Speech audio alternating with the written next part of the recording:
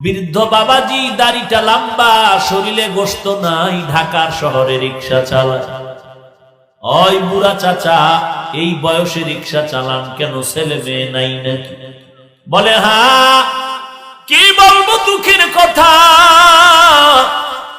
একটা ছেলে আমার, বড় করেছি কত কষ্ট করে, গামছা মাজায় বেঁধে বেঁধে মানুষের বাড়ি কাজ করে সন্তানটারে লেখাপড়া শিখেছি।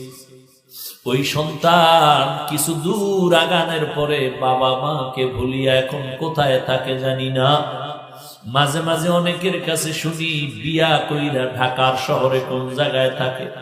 কত ঈদের রাত যায়, আমি বাবা কোন রকম নিজেরে কন্ট্রোল করে ঘুমাই, কিন্তু ওর মার চোখে ঘুম আসে না, শুধু কান্নার আওয়াজ।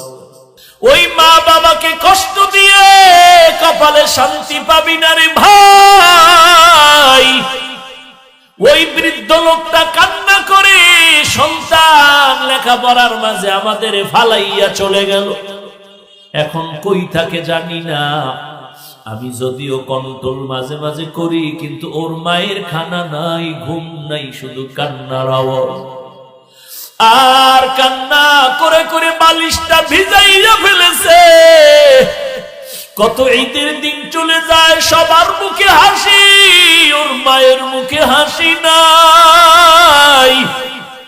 আমি বললাম এই দুঃখে কি রিক্সা চালাইতেছেন? বলে না না, আরো দুঃখ, আমার দুটো মেয়ে আছে। বড় মেয়েটা বিবাহ দিয়েছি, মোটামুটি শান্তিতে জীবনযাপন করে, কিন্তু ছোট মেয়েটাকে বিবাহ দেওয়ার পর ওর জামাই ওকে বারবার মারধর করে আর বলে টাকা লাগবে 50-1 লাখ টাকা। একবার মেয়েটাকে পাঠায় দিল, মায়ের কাছে এসে কান্না করে। আমি মেয়েটার হাত ধরিয়া জামাইকে বুঝাইয়া দিলাম। 1 সপ্তাহ পর আবার মেয়েটা বাড়িতে হাজির। মেয়েটা ওর মায়ের সামনে পিঠের জামা উঠায় কয়, দেখো মা, টাকার জন্য আমাকে বেত্রাঘাত করেছে। ওর মায়ের কান্না আমি সহ্য করতে পারি নাই। আমি বাধ্য হই আমার মেয়েটার শান্তির জীবনের জন্য আজ আমি ঢাকার শহরে রিক্সা নিয়ে নেমে গেল। ওই 50,000 টাকা জমা না করে আমি আমার মেয়ের মুখে হাসি ফুটাতে পারবো না। আমার মেয়েরাকে রাখবেই না টাকা না দিলে। এরে যুবক, তোর এই জীবনের কি লাভ? মা বাবার চোখের পানি, শ্বশুর শাশুড়ির চোখের পানি ফালাইয়া তুই কই যাবি রে যুবক? কয়দিন আর শয়তানের প্ররোচনায় গুনাহের কাজ করবি রে ভাই। আর মা বাবাকে কষ্ট দিও না রে যুবক। আর এই যৌতুকের নামে হারাম খেও না রে যুবক। আল্লাহর কাছে হালাল রিজিকের দোয়া চাও। কত যুবক আইসা দোয়া চায়, হুজুর দোয়া করেন, চাকরি করতাম হারাম ভাবে ছেড়ে দিয়েছি, আর চাকরি হারাম ভাবে করবো না, প্রয়োজনে না খেয়ে থাকবো। আছে না নাই? আল্লাহ পাক বলেন, মিনহা খলাকনাকুম, ও মাটির মানুষ, তোমাদের মাটির থেকে সৃষ্টি করে সম্মান অনেক উপরে দিলাম। তবে উপরের সম্মান নিয়া যদি ধরে রাখতে না পারো বিপদ। আর যদি ধরে রাখতে চাও, গরম গরম ভাবটারে দুর্বল করে দাও। এলেমের গরম, টাকার গরম, ক্ষমতার গরম যতই দেখাই না কেন, আমি যদি মনে মনে ভাবি আমার মতো বড় বক্তা বাংলাদেশে কেউ নাই, আল্লাহর বান্দাকে আল্লাহ বুঝাবে, এই বান্দা তুই কিসের বক্তা? এই জমিনে খতিবে আজম সিদ্দিক আহমদ রহমাতুল্লাহ আলাইহি এত বড় আল্লাহওয়ালা চেয়ারের মধ্যে বসিয়া নাহমাদুহু বলা শুরু করলেই ময়দানের মধ্যে কান্না শুরু হয়ে যেত। বয়ান করতো আধা ঘন্টা, ময়দানের মানুষ তওবা করে বিদায় নিত। আর 12টা মাস ফজরের পরে, জোহরের পরে, আসরের পরে, মাগরিবের পরে সারা রাত চিল্লাইয়া বয়ান করে করে পায়ে ধরে ধরে বয়ান করি। ভাইজানেরা টুপি পরেন, নামাজ পড়েন, বয়ান কইরা তো এই কথা বলি না, চরমনাই না গেলে গুনাহ হবে একবারও বলি না, তাবলিগে না গেলে গুনাহ হবে একবারও বলি না, কওমি মাদ্রাসায় না পড়লে গুনাহ হবে একবারও বলি না, দেওবন্দীদের কাছে না গেলে গুনাহ হবে হবে তাও বলি না। কি বলি? সব বলার স্লোগান হলো দুইটা, জীবনে যতদিন থাকবো গোলামি করব আল্লাহর, আর আদর্শ মানব মদিনাওয়ালা। গোলামি করব আল্লাহর, আদর্শ মানব মদিনাওয়ালার। আর কোন নেতার আদর্শ মানি না, কোন মুরব্বীর আদর্শ মানি না। তবে আমি আল্লাহর গোলামি, নবীর আদর্শই যদি মানি, তাহলে কেউ প্রশ্ন করবে, হাফিজ ভাই আপনার কথাটাকে অত্যন্ত ধন্যবাদ, ওয়েলকাম জানাই। যদি আল্লাহর গোলামি করেন, নবীর আদর্শ মানেন, পীরের কাছে যাব কেন, তাবলিগে যাব কেন, মুরব্বী মানব কেন? ওরে ভাই ভালো করে শুনে নাও, যে আল্লাহর গোলামি করবে, আমার নবীর তরিকা মানবে, আমিও যেমন আল্লাহর বন্ধু, ওই বান্দাটাও আল্লাহর বন্ধু।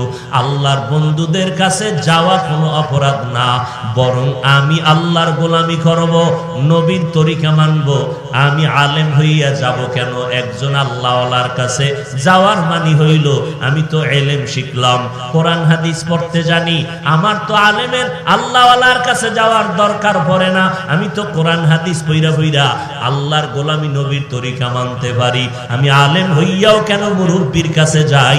তার একটা কারণ হলো, আমি হাফিজুর রহমানের জিহ্বাটা ওই পরিমাণ পবিত্র না, আল্লাহওয়ালার জিহ্বাটা যেই পরিমাণ পবিত্র, আমার চক্ষু দুইটা ওই পরিমাণ পবিত্র না, আল্লাহওয়ালার চোখ দুইটা যেই পরিমাণ পবিত্র, আমার হাত ওই পরিমাণ পবিত্র না, আল্লাহওয়ালাদের হাতটা যেই পরিমাণ পবিত্র।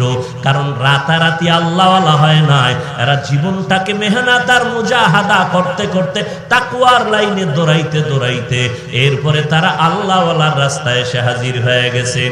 আমি হাজারবার মুনাজাত করি, চোখে পানি আসে না, আর আল্লাহওয়ালার একটু তাকাইলেই চোখে পানি আসে, তার বয়ান শুনলে পানি আসে, আর আমি বয়ান করি, মানুষের চোখে পানি আসে না, আমি নিজেও কাঁদতে পারি না। মুনাজাতে আমার কান্না নাই, মানুষ কি কাঁদবে? আর আল্লাহওয়ালা যারা, এদের মজলিসে বসলে মানুষ জাহান্নামীর থেকে জান্নাতি হইয়া তওবা করে বিদায় হয়ে যায়। আমি আলেম, এই জন্য আল্লাহওয়ালার কাছে যাই। গেল আমার প্রশ্ন, এবার আপনারা কেন যাবেন? আপনাদের যাওয়া শুধু কেন না, আপনাদের যাওয়া তো ওয়াজিব। কারণ আপনি কোরআনের আরবি পড়তে পারেন না, হাদিসের আরবি বুঝেন না। এখন যদি আল্লাহর গোলামি করতে চান, নবীর সুন্নাত মানতে চান, আপনি তো বুঝেন না, জানেনও না। আল্লাহ কয়, যারা জানে এদের কাছে চলে যাও। কারা জানে? আল্লাহ কোরআনে বলেন, এরা হলো আহলে হক, উলামায়ে কেরাম। এদের কাছে যাইয়া এরপরে তুমি কোরআন হাদিস অনুযায়ী শিখিয়া নবীর তরিকার উপরে আমল করো। অতএব আমরা পীরের কাছে গেল আমগো সমস্যা নাই, কারণ আমরা পীরের গোলামি করি না, গোলামি করি আল্লাহর। আমরা তাবলিগে গেলে সমস্যা নাই, কারণ আমরা তাবলিগের গোলামি করি না, গোলামি করি আল্লাহর। তাবলিগে কেন যাই? নবীর রাস্তা চিনি না, সুন্নাত চিনি না, চিনার জন্য যাই। আল্লাহর পথ চিনি না, চিনার জন্য যাই। এতটুকু বলার পরেও যারা প্রশ্ন করবে, এরাই হলো ইসলামের নামে মুনাফিক, ইহুদির দালাল। ভাইরা আমার, আল্লাহ পাক রব্বুল আলামিন বলেন, রে গোলাম, মাটির সৃষ্টি তোমাকে বানাইয়া সম্মান দিলাম, তবে গরম ভাব দেখাইও না। কিসের গরম? এলেমের গরম না। সাহাবায়ে কেরামের এলেম কত বেশি ছিল। আবু বকর, ওমর, ওসমান, আলী, এত এলেম, এরপরও তারা জীবনভর কান্না করেছেন। আমলেরও দুর্বলতা নাই, ইখলাস আর তাকওয়ার দুর্বলতা নাই।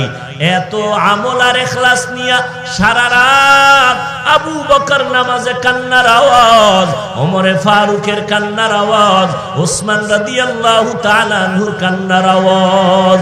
আম্মা জান আয়েশা রাদিয়াল্লাহু আনহা বলেন, ওরে আবু বকর কেন, ওমর কেন, ওসমান কেন, আলী কেন? আমার নবী, যে নবীর কোনো গুনাহ নাই, ওই নবী আমি আয়েশার হুজরায় বসে বসে কান্না করেন। আমি একদিন আমার নবীরে জিজ্ঞাসা করলাম, ও নবী, আপনি কেন আমার হুজরায় বসে কান্না করেন? আমি আয়েশা কোনো বেয়াদবি করছি নাকি বলেন? আম্মা জান আয়েশার প্রশ্নের জবাবে নবী কান্না করে বলেন, আয়েশা, তুমি কোনো বেয়াদবি করো নাই, কিন্তু আমি কান্নার কারণ, একমাত্র কারণ হাসরের ময়দানের ভয়ঙ্কর অবস্থা আমার অন্তরে আসছে, এই জন্য কান্না করি। কারণ হাসরের ময়দানটা এত বড় কঠিন হবে, এই জমিনটা হবে হাসরের মাঠ, সিরিয়ার জমিন হবে আল্লাহর বিচারালয়, আদালত।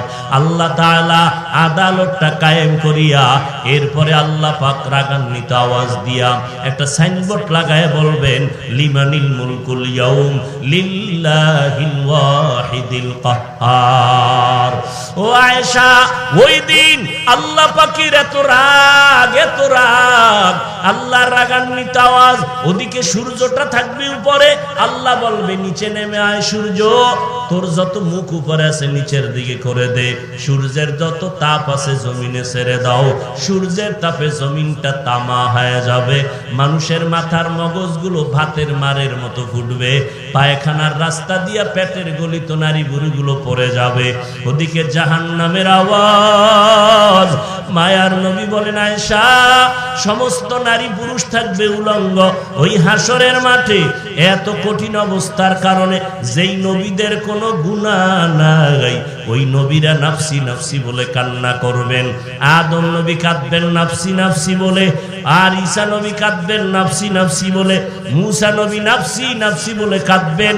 একমাত্র আমি মুহাম্মদ ওই কঠিন দিনে উম্মতি উম্মতি বলে চোখের পানি ছেড়ে কান্না করব, ও আল্লাহ আমার উম্মতের বাঁচাও, আমার উম্মতের বাঁচাও।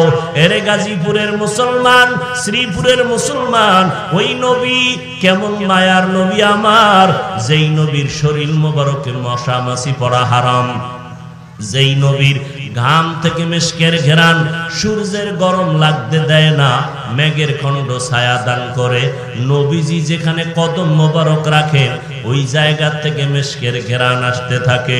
ও নবীর আশিকের দল, আজকে পায়ে হাত রেখে বারবার আমি তোমাদের বলি, ও আল্লাহর বান্দারা, আমার দল আসো, দল করো, এই কথা তো বলি না রে বাবা, সব কথার একটাই বাবা, পায়ে ধরে ধরে বলি, মদিনার নবীর আদর্শের মালাটা গলায় লাগাও, 5 বেলার নামাজ পড়ো।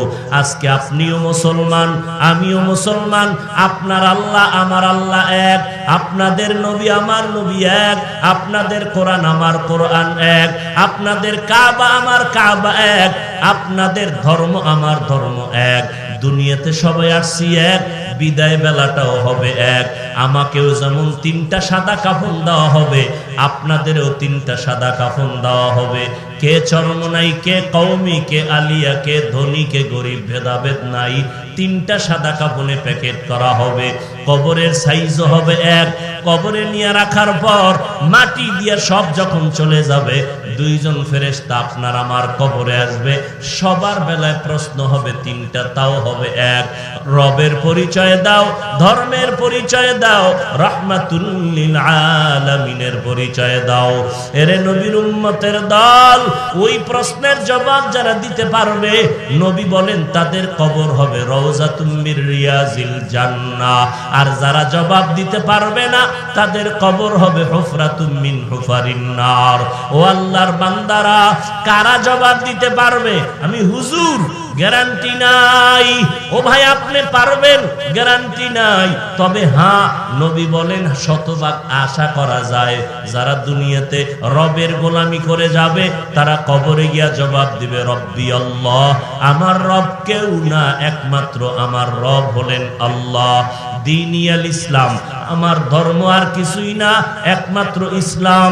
যারা নবীর সুন্নত অনুযায়ী দুনিয়াতে চলাফেরা করে কবরে যাবে, নবীকে দেখানো মাত্র, নবীর আশিক পাগলেরা দেখা মাত্র চিনে ফেলবে আর বলবে, ইনি তো আমার সে মায়ার নবী।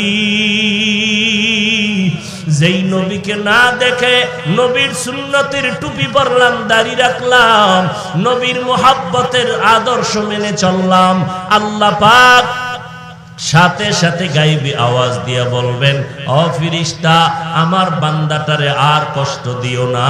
আমার বান্দা দুনিয়াতে কষ্ট কম করে নাই, টাইম মতো খেতে পারে নাই, ঘুমাইতে পারে নাই। সব বান্দা বান্দি যখন ঘুমায় গেল, আমার এই আশিকটা জায়নামাজ বিছাইয়া ভোর রাত্রে আমি আল্লাহর কাছে কান্না করেছে। এখন আর দেরি না করিয়া কবরে জান্নাতের বিছানাটা দাও, 3.5 হাত কবর বড় বালাখানা বানায়া দাও, জান্নাতের সাথে রাস্তা বানাও, আমার বান্দা আরামে ঘুমাবে, কেউ যেন ঘুমের মধ্যে ডিস্টার্ব না করে। ও এলাকার মা বোনেরা, ও পর্দার আড়ালের আম্মা জান, ও বৃদ্ধ বাবাজি, ও কলিজার টুকরা যুবকেরা, আল্লাহর কোরআনটা কি মিথ্যা মনে করেছো? নবীর কথাগুলো কি মিথ্যা মনে করেছো? একজন, দুইজন, তিনজন যদি বলে সন্দেহ করা যায়। লক্ষ লক্ষ নবীদের কথা মিথ্যা মনে করার সুযোগ নাই, লক্ষ লক্ষ সাহাবায়ে কেরামের মিথ্যা হওয়ার সুযোগ নাই, কোটি কোটি উলামায়ে কেরাম মিথ্যা বলার সুযোগ নাই।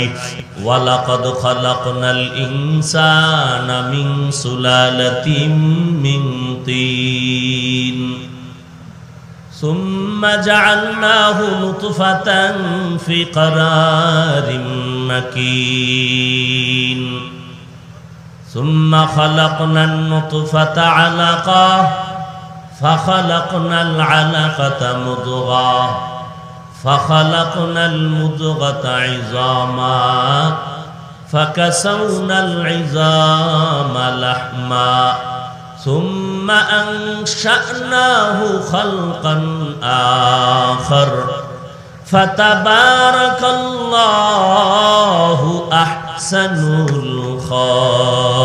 الخالقين।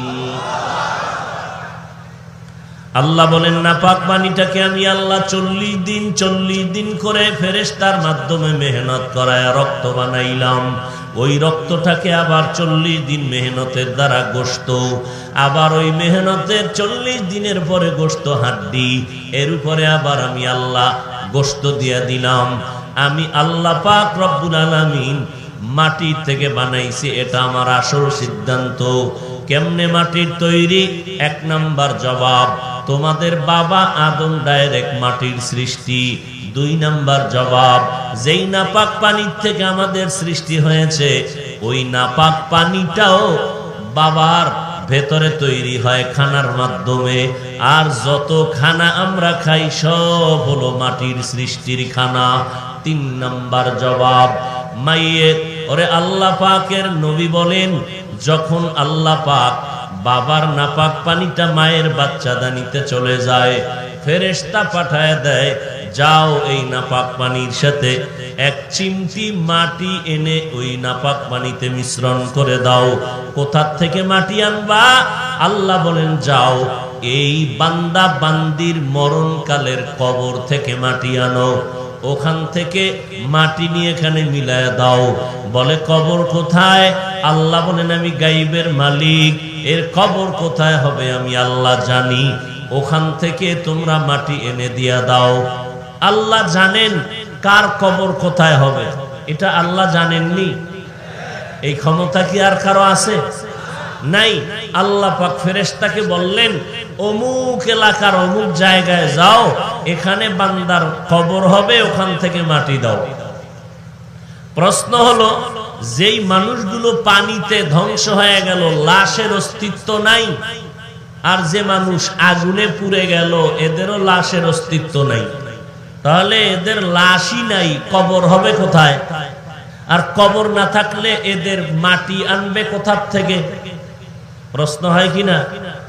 মুফাসসিরিনে কেরাম বলেন যে আল্লাহ পাক রব্বুল আলামিনকে তোমরা ফাঁকি দিয়া প্রশ্ন করে আটকায় দিবা। আল্লাহর কি জ্ঞান এতটাই দুর্বল? আল্লাহ জানেন না বান্দারা প্রশ্ন করবে? আল্লাহ পাক জবাব ঠিক করে রেখেছেন। মুফাসসিরিনে কেরাম বলেন, যেই মাইয়িত বা মানুষ, প্রত্যেকটা মানুষের ভেতরে পিঠের দিকে একটা সোজা হাড় আছে যেটাকে মেরুদণ্ড বলে। এই পিঠের মেরুদণ্ডের নিচের অংশে মার্বেলের মতো একটা গোড়া আছে। মানুষ আগুনে শেষ হয়ে যাক, অথবা পানিতে পচে গলে নিঃশেষ হয়ে যাক, ওই হাড়ের নিচের যে গোড়া, এটা কখনোই ধ্বংস হবে না। তাহলে আগুনে পড়ুক আর পানিতে মরুক, ওই গোড়াটা কোনো না কোনো এক সময় গিয়া মাটির সাথে মিশবে, আর ওই স্থানটাই হবে তার কবর। আর ওখান থেকেই ইসরাফিল সিংহায় ফুৎকার দেওয়া মাত্র মানুষ এখন যেই হালাতে মরল সুরতে, ওখান থেকেই হাসরের ময়দানে উঠে দাঁড়াবে। তাহলে এতক্ষণ যুক্তি টুক্তি দিয়া আল্লাহ বান্দাদের কি বুঝাইতে চাইলেন? তোমরা মাটির সৃষ্টি। কিসের সৃষ্টি? আমরা মাটির সৃষ্টি। এখন প্রশ্ন, মাটি থাকে পায়ের নিচে, উপরে মারলেও নিচে যায়, মাটির গতি উপরে না নিচে? তাহলে নিচের মাটি দিয়ে আমাদের বানাইয়া আল্লাহ বলেন, তোদের মনটা বেজার করবি না রে গোলাম, কারণ আমি আল্লাহ তোর পায়ের নিচে মাটি, ওই মাটির থেকে বানাইয়া তোর সম্মানটা মাটি পায়ের নিচে রাখি নাই। আমি আল্লাহ তোর সম্মানটা এত উঁচু করে দিলাম, নূরের সৃষ্টিও এত দামি না, মাটির সৃষ্টি যত দামি, আগুনের সৃষ্টি জিনেরাও এত দামি না, আমি আল্লাহর আদালতে মাটির সৃষ্টির এত দাম। মাটির সৃষ্টির মতো শ্রেষ্ঠ কাউকে বানাই নাই, নূরের সৃষ্টির থেকেও মাটির সৃষ্টির মূল্য বেশি। ওয়ালাকাদ কাররামনা বানি আদম ওয়া হামালনাহুম ফিল বাররি ওয়াল বাহরি ওয়া রাযাকনাহুম মিনাত তাইয়্যিবাত ওয়া ফাদ্দালনাহুম আলা কাসীরিম মিম্মান খালাকনা তাফদীলা। আল্লাহ তাআলা বলেন, বনি আদম, আমি তোমাদেরকে এত সম্মানিত করে দিলাম, জিনেরও এত দাম নাই, তোমাদের এত দাম। ফেরেশতা নূরের সৃষ্টির এত দাম নাই, মানুষের এত দাম। এই জন্যই তো আদমের বানাইয়া আমি আল্লাহ ফেরেশতার সামনে পরীক্ষা দিলাম, পরীক্ষায় ফেরেশতারা ফেল করলো, আমার আদম ফার্স্ট হয়ে গেল, পাস করলো। আমি এখন জিজ্ঞাসা করলাম, ফেরেশতা এবার বলো তোমরা শ্রেষ্ঠ নাকি আদম শ্রেষ্ঠ? ফেরেশতারাও বলে দিল, আমরা শ্রেষ্ঠ না, আদম মাটির সৃষ্টি শ্রেষ্ঠ। আল্লাহ বলেন, জবানে শ্রেষ্ঠ বললে হবে না, সম্মান করে বাস্তবে দেখায় দাও। উসজুদু লি আদম, তোমরা আদমের সিজদা করো। ফাসাজাদু ইল্লা ইবলিস, সব ফেরেশতারা সিজদা করলো, কে করে নাই? আল্লাহ জিজ্ঞেস করলেন, এ ইবলিস, সিজদা করলি না কেন? ভালো করে খেয়াল করেন, ইবলিস জবাব দেয়, ও আল্লাহ, আমার যুক্তিতে মিলে না, আমার যুক্তিতে মিলে না। তোর যুক্তি কি? আমার যুক্তি হলো, খলাকতানি মিন নার ওয়া খলাকতাহু মিন তিন, আমি ইবলিসের বানাইছেন আগুনের দ্বারা, আদমের বানাইছেন মাটির দ্বারা। আগুনের গতি উপরে, মাটির গতি নিচে। যুক্তি কয় আদম আমারে সিজদা করে সম্মান দিবে, আমি কেন আদমের সিজদা করব? আল্লাহ বলেন, মালিকের হুকুম মানলি না রে বেঈমান, আমি আল্লাহ তোর উপরে কতটাই না খুশি ছিলাম। জমিনের এমন একটা ইঞ্চি জায়গা বাদ নাই যেখানে তোর সিজদা পড়ে নাই, আসমানের এমন একটা ইঞ্চি বাদ নাই যেখানে তুই সিজদা করো নাই। তুই এত বেশি ইবাদত করেছো, আমি আল্লাহ খুশি হইয়া তোরে টাইটেল দিলাম তুই বড় আবেদ, তোরে টাইটেল দিলাম তুই বড় আরেফ, তোরে টাইটেল দিলাম তুই বড় ওলি, তোরে টাইটেল দিলাম তুই বড় খাজেন। তোর মতো ইবাদত করনেওয়ালা বুজুর্গ আর কেউ নাই। এত জীবনভর ইবাদত করলি, কিন্তু গোলামি করতে গিয়া, গোলামের কাজ হলো মালিকের কথা মেনে নেওয়া, বুঝে আসো কার না আসো। গোলামের কাজ কি? মালিকের হুকুম মেনে নেওয়া, বুঝে আসো কার, যুক্তিতে বুঝে আসো কার না আসো। গোলামের কাজ মালিকের হুকুম মেনে নেয়া। এরে ইবলিস, এত ইবাদত করলি, কিন্তু আমার হুকুমটাকে তুই মানলি না কেন? যুক্তি দিলি কেন? আমি আল্লাহর সিদ্ধান্ত, নূরের সৃষ্টি শ্রেষ্ঠ না, আগুনের সৃষ্টি শ্রেষ্ঠ না। আমি আল্লাহর স্থায়ী সিদ্ধান্ত, মাটির সৃষ্টি মানুষ জাতি হলো শ্রেষ্ঠ। সেজদা কেন করলি না? আমার হুকুম কেন মানলি না? আমার দরবার থেকে তোরে বিতাড়িত করে দিলাম, একদিনের জন্য না, তোরে আমি চিরস্থায়ী জাহান্নামী বানায় দিলাম। অপরাধটা কি?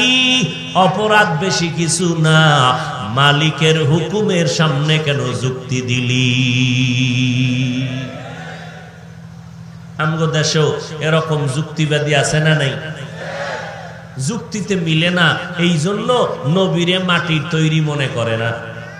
এরকম আছে না নাই? আল্লাহর স্থায়ী সিদ্ধান্ত, মাটির সৃষ্টি শ্রেষ্ঠ। তোমার যুক্তি টুক্তি দিতে গেলে কপাল যাও আছে তাও পুড়ে যাবে। লিকুল্লি শাইইন জিনাতুন ফিল ওয়ারা ওয়া জিনাতুল মারই তামামিল আদাবি আজ খোদা খাহি মে তৌফিকে আদব বেআদব মাহরুমে গাশত আজ ফজলেরা। আদবওয়ালা জিন্দেগির বড় দাম। বলে আদব কারে কয়? বলে মুরব্বী ছাত্র ওস্তাদের সামনে যুক্তি দিয়া ওস্তাদকে আটকাইও না। ওস্তাদ যা কয় আদবওয়ালা ছাত্র তা মেনে নিবে, বুঝে আসুক আর না আসুক, এটাই হলো আদবওয়ালা ছাত্রের গুণ। আব্বা আম্মা যা বলবে সন্তান তা মেনে নিবে, এটাই আদবওয়ালা সন্তানের গুণ। পীর সাহেব যা বলবে মুরিদেরা তা মেনে নিবে, এটাই হলো আদবওয়ালা মুরিদের গুণ। মুরব্বীরা যা বলবে তাদের অনুসরণকারীরা তা মেনে নিবে, বুঝে আসুক আর না আসুক, এই গুণটাই হলো আদবওয়ালা ভক্তদের গুণ। প্রশ্ন করলে বান্দা ধ্বংস ছাড়া আর কোনো পথ নাই। অতএব আল্লাহর মোহাব্বত নিয়া আল্লাহ তাআলা বললেন, আমার স্থায়ী সিদ্ধান্ত, ও মাটির মানুষ, তোমাদের আমি আল্লাহ মাটির থেকে বানাইয়া মাটির মতো সম্মান রাখি নাই। পায়ের নিচে সবার উপরে তোমাদের সম্মান দিলাম। বিস্তারিত একটা একটা যদি বলি সারা রাত্র চলে যাবে। আল্লাহ কেমন করে আমাদের সম্মান দিলেন? জমিনের মধ্যে চলার মতো বাহনের আয়োজন করলেন, পানির মধ্যে চলার মতো বাহনের আয়োজন করলেন। যেই লোহা পানিতে ছেড়ে দিলে নিচে চলে যায়। আল্লাহ কয়, আমার কুদরতের দ্বারা মানুষের এমন মেধা দিলাম, ওই স্টিমার বানায়, লঞ্চ তৈরি করে, ওগুলো আবার পানির উপরে ভাসাইয়া রাখার ক্ষমতা আল্লাহ ছাড়া আর কারো হতে পারে না। কাদের কুদরত দারি বার কামাল আন্তা রব্বি আন্তা হাসবি জুল জালাল তুহি কাদের জলিলুল্লাহ জাহাদার বহর হালে তুহি মেরা নেগাহদার। আল্লাহ তাআলা বলেন, দেখ আমি আল্লাহ কেমন কুদরতের মালিক। নদীর মধ্যে শুধু উপরে না, মানুষের এমন মেধা আমি আল্লাহ দান করলাম। পানির মধ্যে সমুদ্রের নিচে গিয়া হোটেল বানায়। কোথায়? সমুদ্রের নিচে। আবার পানির ভেতর দিয়া ব্রিজ বানায়। আছে না নাই? আল্লাহ বলেন, আমি মানুষের মেধা দান করলাম, মানুষের চলার পথ আমি দিলাম। শূন্য স্থানে আগের দিন 100 বছর আগে হাজী সাহেবরা হজে যাইতো, নদী পথে স্টিমারে যাইতো, জাহাজে যাইতো, 3 মাস লাগতো, 2.5 মাস লাগতো। ওই সময় যদি আমি হাফিজুর রহমান একটা বয়ান দিয়া বলতাম, তোমরা সব পাগলের দল, মক্কা যাইতে 2.5 মাস লাগেনি, আমি 6 ঘন্টায় নিয়ে যাবো, কাফের কইতে আর দেরি লাগতো নি? বলতো জগতের এক কাফের পাওয়া গেল। দেখেন না, এখন একজন আর একজনকে কাফের বলতে কোনো চিন্তাও করে না, মনে হয় যেন কাফের কন্ট্রাক্টরই নিয়ে নিস। আল্লাহ হেদায়েত দান করেন। তাবলীগওয়ালারা কাফের, চরমনাই কাফের, দেওবন্দিরা কাফের। কাফের কাফের বলতেছে। মদিনাওয়ালা কি কয়? যদি কেউ কাউকে কাফের কয় তাহলে 2 জনার 1জন কাফের। 2 জনার, যাকে কাফের বলল সে যদি কাফের না হয়, যে বলছে সে কাফের। যে বলছে ওই শব্দটা ঘুরতে ঘুরতে ঘুরতে ঘুরতে উপরে যায়। এইবার কয় আল্লাহ, যারে কাফের বলছে ওই লোকটা তো কাফের না, এখন আমি কই যামু? শব্দটা আল্লাহ কয় যে বলছে তার মাথার উপরে গিয়া পড়ে যা, ওই লোকটার মাথার উপরে গিয়া পড়ে যায়। এই জন্য আল্লাহর কোরআন বলে গালি দেওয়া হারাম, নবীর হাদিস বলে গালি দেওয়া হারাম। আমার নবী মাত্র 23 বছরে মক্কা মদিনাকে বিজয় করেছেন গালির মাধ্যমে না, সুন্দর ব্যবহারের মাধ্যমে। আচ্ছা, আমাকে একটা জবাব দেন, দিবেননি না? ঘুম আসতেছে আপনাদের? নবীজির যুগে ইসলামের দুশমন ছিল? বুঝা শুনে বললেন। বর্তমানে আছে? আচ্ছা, বর্তমানের দুশমনের তুলনায় রসুলের যুগের দুশমন কি ছোট ছিল না বড়? সবাই একমত? আচ্ছা, সেই বড় বড় দুশমনের মোকাবেলা রসুল করেছেন? বলেন, নবীজি করেছেন? নবী যে বড় বড় দুশমনের মোকাবেলা করলেন, গালি দিছেন কয়টা? আপনি গালি দেন কেন? আপনি গালি শিখছেন কোন কিতাবে? এত ভাব কেন ভেতরে? একটা আঙ্গুল উঁচা করে বললেন তুমি খারাপ, নিচে তাকায় দেখো 3 আঙ্গুল নিচের থেকে আমাকে বলে আমি খারাপ। এইভাবে আঙ্গুল বাস করে দেখা যায় না? এক আঙ্গুল আপনার দিকে, 3 আঙ্গুল কই? আমার দিকে। বড় আফসোস, আজকে মাদ্রাসা বেশি, ওলামায়ে কেরাম বেশি, ওয়াজ মাহফিল বেশি, মসজিদ বেশি, আলেম ওলামা তাবলীগ বেশি না কম? এর পরেও কেন আমরা দুর্বল? এর একমাত্র কারণ আমাদের পরস্পরে মহব্বত নাই। পরস্পরে কি নাই? মহব্বত নাই। আল্লাহ মহব্বত তৈরি করে দিন। আরো জোরে বলেন। ভাইরা আমার, 100 বছর আগে মানুষ 2.5 মাস লাগাইয়া বাইতুল্লাহ যাইতো। আজ আল্লাহ মানুষের এমন মেধা দিলেন, সেই 2.5 মাসের পথ কয় ঘন্টায় যাই? জোরে বলেন। 6 ঘন্টায়। কিয়ামতের আগে আরো জানি কত আধুনিক বাহন বের হয়, 1.5 ঘন্টা আমগো মক্কায় পৌঁছাইয়া দিবে। আল্লাহর কুদরতে অভাব নাই। আল্লাহ তাআলা বলেন, সব আমি করলাম বান্দা তোর খেদমতের জন্য। আমি আল্লাহ চলার মতো ব্যবস্থা করলাম। জমিনের মধ্যে কুকুরেও খায়, গরুতেও খায়, শুকরেও খায়। কুকুরে নাপাক খায়, গরুতে নাপাক খায়, শুকরে নাপাক খায়। আর আমি আল্লাহ জমিনের মধ্য থেকে উত্তম পবিত্র খানা তোমাদের জন্য ব্যবস্থা করে দিলাম। আবার তোমাদের ভেতরে একে অন্যের তুলনায় সম্মানিত করে দিলাম। তাহলে মাটির মানুষ তোমাদেরকে মাটির মতো নিচে রাখি নাই, সম্মান সবার উপরে। এখন এই উপরের সম্মান পাইয়া নিজেরে বড় মনে কইরা কপালটা পুরিও না, সাবধান। সম্মান পাওয়ার কারণে অহংকারী ভাব নিয়ে নিজেকে ধ্বংসের পথে ঠেলে দিও না রে গোলাম।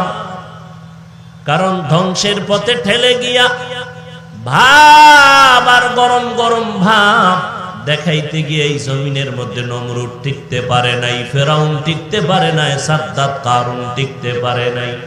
যেই নমরুদ আল্লাহকে মেরে ফেলার জন্য রেডি হয়ে গেল, কি পরিমাণ পাওয়ার!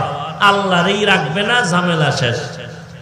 সেই নমরুদের আল্লাহ পাক ধ্বংস করার জন্য বেশি কোনো বাহিনী লাগে নাই, একটা অসুস্থ মশা আর সাথে ছিল জুতা মোবারক। কথা ঠিক নেই? যেই ফেরাউন ফকিন্নির ভোলা, টাকা নাই পয়সা নাই, মিশরের জমিনে ক্ষেতের তরমুজ মাথায় নিয়ে মিশরের বাজারে বিক্রি করে, আটা না ওই সময়ের কিছু পয়সা পায় ফেরাউন। এক সময় ফেরাউন মিশরের কবরস্থানের দারোয়ান হামানের সাথে বন্ধু হইয়া এক পর্যায়ে মিশরের মন্ত্রিত্ব হাতে নিয়ে গেল। হাতে নেওয়ার পরে এই ফেরাউন কয়, এখন আমি শুধু খোদা না, আনা রব্বুকুমুল আলা, আমি হলাম জগতের বড় খোদা। আল্লাহ বলেন তাকায়া দেখ ওই ফেরাউনকে লোহিত সাগরের পানিতে চুবাইয়া ধ্বংস করে দিলাম। এরে নবীর উম্মতের দল, যতই বাহাদুরি করো না কেন, আল্লাহ পাক বলেন ওই বাহাদুরি তোমার কোনো জায়গায় টিকবে না। কিসের গরম গরম ভাব? টাকা। ও টাকাওয়ালা ভাই, গাজীপুর জেলার টাকার গরম রাজধানীতে গেলে টিকবে না, কারণ সেখানে আরো বড় টাকাওয়ালা আছে না নাই? ঢাকার টাকার গরম ইন্ডিয়ায় টিকবে না, কারণ ইন্ডিয়ার টাকাওয়ালা গরম গরম ভাব দেখায় আর গাঞ্জা খায়। ইন্ডিয়ার গরম ভাব আমেরিকায় টিকবে না। আল্লাহ কয় সারা জগতের গরম ভাব আমি মাওলার দরবারে টিকবে না। কোটি টাকার মালিক দেখো অভাব হয় না দূর, গরিব ঘুমায় আরাম করে মনটা বাহাদুর। ফেরাউনের লাশটা দেখো মিশর জাদু ঘরে, খায় না মাটি পোকা মাছি সবাই ঘৃণা করে। হৃদয়ে থাকিবে যার নম্রতা সদা, রহমত আসিবে সেথা প্রভুর ওয়াদা। বড়র বড়াই থাকলে দিলে রহমত আসবে না, নিজেকে নিজে ছোট মনে করিও সদা। উঁচু জমিন থেকে পানি নিচু জমিনে যায়, তেমনি খোদার রহমত আসে নম্রতার হৃদয়। ভোগবিলাসের বাড়ি গাড়ি পরে রবে সব, ভোগবিলাসের বাড়ি গাড়ি পরে রবে সব। থাকতে সময় স্মরণ করো আল্লাহ আমার রব। আমাদের রবকে। এরে নবীর উম্মতের দল, এত বড় ক্ষমতার পাওয়ার ওই ফেরাউন, নমরুদ, হামান, সাদ্দাত, আজকে তাদের নাম নেওয়ার মতো কোন মানুষ জগতে আসেনি। আল্লাহ যদি ওদের নামটা কোরআন শরীফের মধ্যে না দিতেন, দুনিয়ার কেউ জানতো না ওরা কারা। আল্লাহ দিছেন কেন? এরে নবীর উম্মতের দল, ওই কোরআন সত্য, নবীর কথা সত্য। ও আল্লাহর গোলাম, নবীজি বলেন এই কবরে যাওয়ার পর যারা প্রশ্নের জবাব দিতে পারবে না, কারণ দুনিয়াতে যারা রবের গোলামি করে না, নবীর তরিকা মানে না, ইসলাম মানে না, এদেরকে যখন কবরে প্রশ্ন করা হবে তখন তারা বলবে হা হা লা আদরি, বড় আফসোস, আমি কিছুই জানি না, কিছুই জানি না। আল্লাহর নবী বলেন আমার আল্লাহ তখন গায়েবী আওয়াজ দিবেন রাগান্বিত হইয়া, ও কবরের ফেরেশতা, এই নাফরমানকে আর সময় দিও না। আমি আল্লাহ দুনিয়াতে কম সময় দেই নাই। আমার দেওয়া পানি, বাতাস, সূর্যের আলো, চাঁদের আলো, জমিনের ফসল, গাছের ফল, নদীর মাছ খাইয়া এত বড় নিমক হারাম, একবারও আলহামদুলিল্লাহ বলে নাই। ওলামায়ে কেরাম পায়ে ধরে ধরে নামাজের দাওয়াত দিত, এক বেলার নামাজও ঠিক মতো আদায় করে নাই। এখন আর দেরি নাই, কবরের মধ্যে জাহান্নামের বিছানাটা বিছাইয়া দাও, জাহান্নামের সাথে রাস্তা বানায় দাও। কবরে জাহান্নামের আগুন একটা না দুইটা না, 70 থেকে 99টা সাপ। আল্লাহর নবী বলেন আমার আল্লাহ রাগান্বিত হইয়া কবরের মাটিকে ডেকে বলবেন, রে কবরের মাটি, এই গুনাহগারকে দুই পার্শ্ব থেকে জোরে জোরে চাপ দাও। এত জোরে চাপ দিবে পাজরের হাড়গুলো চুরমার হয়ে যাবে। এরে যুবক, ওই কবরের একটা সেকেন্ডের আযাব সহ্য করার ক্ষমতা তোমার আমার কারো নাই। একটা মশার কামড় সইতে পারি না, মাটির চাপ কবরে কেমন করে সহ্য করবা? নবীজি বলেন জাহান্নামের কথা যখন কানে আসবে, 2 ফোঁটা চোখের পানি ছেড়ে দিয়ে তওবা করো, আর আল্লাহকে ডেকে ডেকে বলো, হে মালিক, এই ময়দানে আমার মতো গুনাহগার কেউ নাই। মানুষ আমাকে সম্মান করিয়া চেয়ারে বসাইলো, কত সম্মান, অথচ আমার গুনার খবর যদি কেউ জানতো, কেউ সম্মানের চেয়ারে বসাইতো না। ও আল্লাহ, আপনি জানেন আমি কত বড় অন্যায়কারী, আমার অন্যায়ের খবর আমার মা বাবা পরিবারের কেউ জানে না। আয় আল্লাহ, আপনি জানার পরে রাগ করিয়া পানিও বন্ধ করেন নাই, বাতাস বন্ধ করেন নাই। ও যুবকেরা, স্কুলে পড়ো, কলেজে পড়ো, চাকরি করো, ব্যবসা করো, কোনো বাধা নাই। তবে আমার মাওলার মোহাব্বত নিয়ে নবীর তরিকা মেনে 5 বেলার নামাজ পড়ো, মা বাবার দোয়া নিয়ে চলো, ওলামায়ে কেরামের দোয়া নিয়ে চলো। আর নবীর তরিকা নিজের আপন গলার মালা বানাও। স্কুলে পড়া বন্ধ করা লাগবে না, চাকরি ছাড়া লাগবে না, ব্যবসা বন্ধ করা লাগবে না। তাকাইয়া দেখো ডানে বামে, তোমার আমার মতো যুবক স্কুল কলেজে পড়িয়াও নামাজ ছাড়ে না, বলো তুমি কেন পারবা না? তোমার আমার মতো যুবক র্যাব আর্মি পুলিশ বিডিআরের চাকরি করিয়াও নামাজ ছাড়ে না, বলো বাবা তুমি কেন পারবা না? তোমার আমার মতো যুবক ড্রাইভারি করে, শ্রমিকের কাজ করে, কৃষি কাজ করে, নামাজ ছাড়ে না, বলো তুমি কেন পারবা না? তোমার আমার মতো ব্যবসায়ী কোটি টাকার মালিক 1 টাকাও হারাম খায় না, নামাজ ছাড়ে না, বলো তুমি কেন পারবা না? কপাল বুঝি পুড়িয়া গেল, আজকে তোমার কপাল বুঝি পোড়া, আল্লাহ বুঝি বেজার। এখনো সময় আছে, অন্তর থেকে আমার মাওলার কাছে তওবা করো, কারণ মরণ যখন আসবে পালাবার উপায় নাই। এই মহামারী করোনায় কত প্রাণ চলে গেল, কত মানুষের জানাজা পড়াইলাম, কোন দিন তোমার আমার মরণের ডাক আসিয়া যায়। এখনো যদি তওবার সুযোগ পাও, তওবা করে নাও। আল্লাহকে ডেকে ডেকে অন্তর দিয়া বলো, হে আল্লাহ, গুনার কারণে আমার হাত না পাক, চোখ না পাক, জিহ্বা না পাক, অন্তর না পাক, দিলটা পাথরের মতো শক্ত, চোখে পানি নাই। আয় আল্লাহ, কান্নাওয়ালা চক্ষু দান করেন।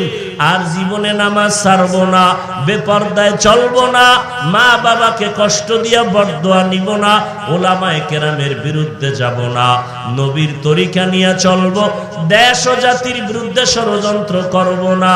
অন্তরে যদি দুর্বলতা না থাকে, তওবা করার যদি খাঁটি নিয়ত হয়, খাঁটি তওবার নিয়তে দুটো হাত আমার আল্লাহকে দেখাইয়া দেই। আয় আল্লাহ, আমাদের হাতগুলো কবুল করে নেন, তওবা কবুল করে নেন, তওবার উপরে মজবুত হইয়া চলার মতো তৌফিক দান করেন। আমিন। আলহামদুলিল্লাহি রাব্বিল আলামিন।